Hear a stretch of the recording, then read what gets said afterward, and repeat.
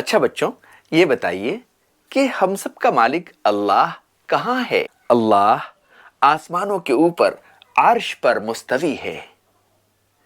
اللہ عرش پہ مستوی ہے، کیسا ہے یہ ہمیں نہیں معلوم۔ اللہ عرش پہ مستوی ہے یہ معلوم ہے، یہ اللہ نے بتا دیا ہے۔ چونکہ انسان تو اتنا کمزور ہے، 70,000 سال اگر روشنی کی رفتار سے چلے تو سب سے قریب ستارے تک پہنچے گا، تو ہمیں نہیں معلوم۔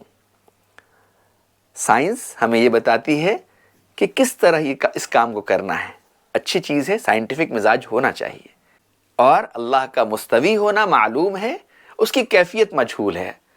لیس کمثلہ شیء، اس کے جیسا کوئی بھی نہیں ہے، اس کو کسی کی طرح بتانا یہ جائز نہیں ہے۔ ایک بار محمد صلی اللہ علیہ وسلم ایک راستے سے گزر رہے تھے، تو وہاں پر ایک خاتون تھیں، ایک کمزور بوڑھی سی ایک عورت تھیں، وہ وہاں پر تھیں اور وہ لوگوں نے ان کو سلیو بنا رکھا تھا۔ تو اللہ کے رسول نے پوچھا کہ اللہ کہاں ہے؟ تو اس عورت نے کہا کہ اللہ آسمان میں ہے۔ اور آپ صلی اللہ علیہ وسلم نے اس عورت سے پوچھا کہ میں کون ہوں؟ تو اس نے کہا کہ آپ محمد صلی اللہ علیہ وسلم اللہ کے نبی اور رسول ہیں۔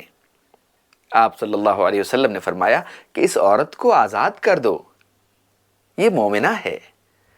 محمد عربی صلی اللہ علیہ وسلم کی بعثت اور ان کے آنے کا ایک سب سے بڑا فائدہ یہ ہوا کہ دنیا سے غلامی ختم کر دی گئی۔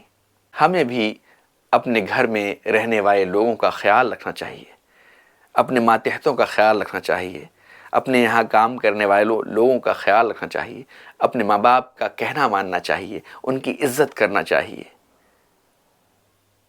تو ہم بھی دنیا سے ہر طرح کی غلامی کو، بدوا مزدوری کو، کسی پر ظلم کرنے کو ختم کریں گے۔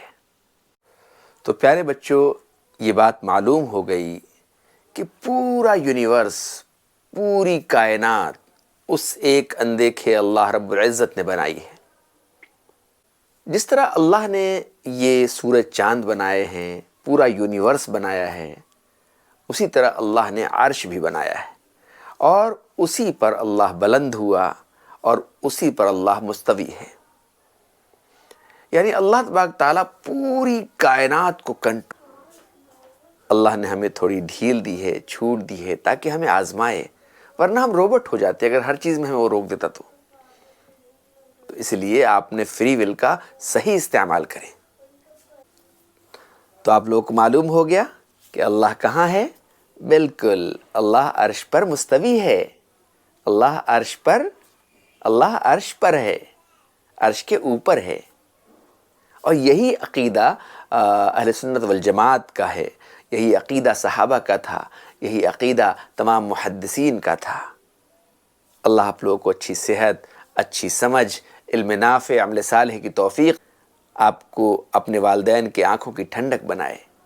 امید کرتا ہوں کہ آپ لوگ خوش و خرم رہیں گے، مسکراتے رہیں گے، ہر وقت مسکرانے کی وجہ ڈھونڈیں گے۔